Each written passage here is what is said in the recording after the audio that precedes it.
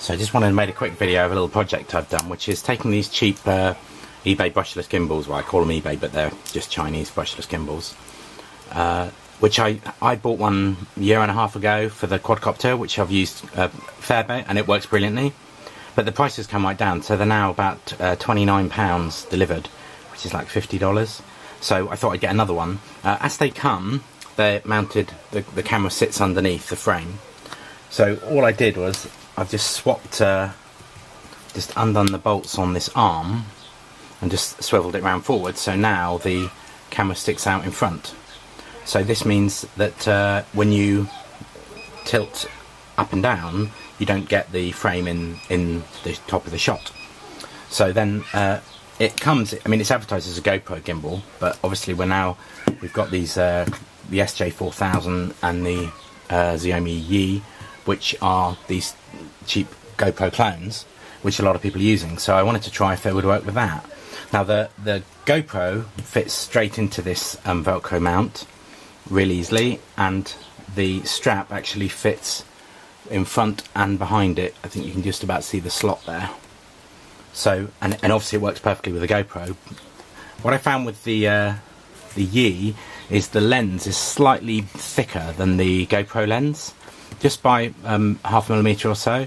So I just had to just enlarge this hole in the carbon plate or G10 plate just to get that in. And the other thing I found is the camera's slightly wider, and I think more because the lens is a different shape.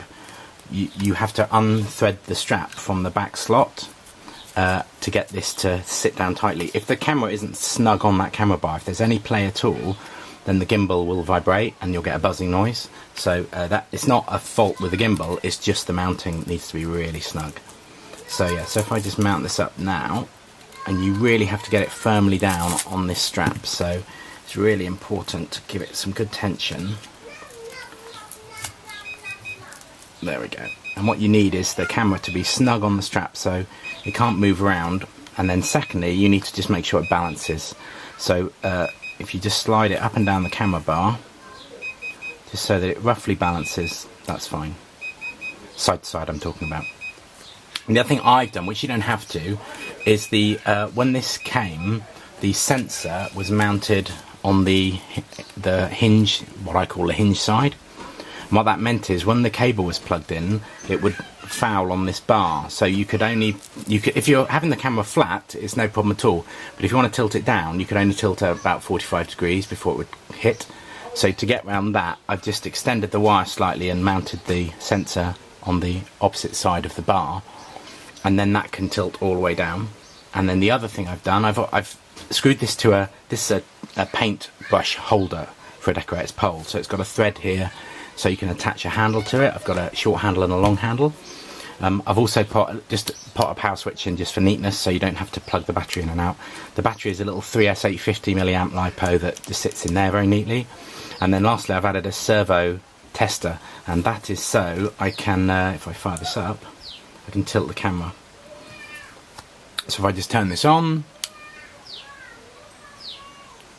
you see it initializes.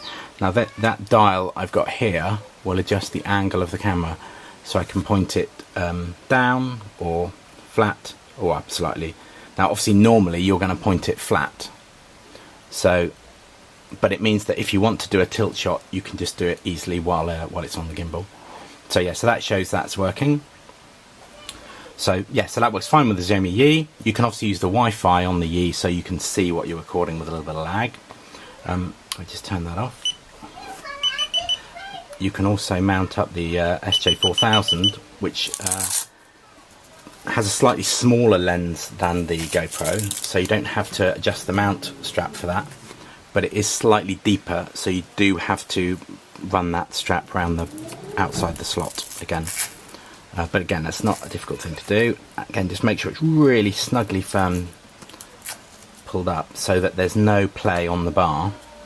And again, just make sure it's balanced by sliding the camera on the bar. There you go. So okay, that's recording now.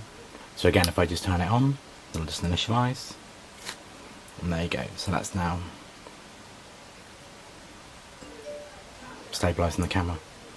So yeah, so the idea was, the reason I did this was so that I could then fit this to a decorator's pole. So I'll just, this one actually has a little quick release end.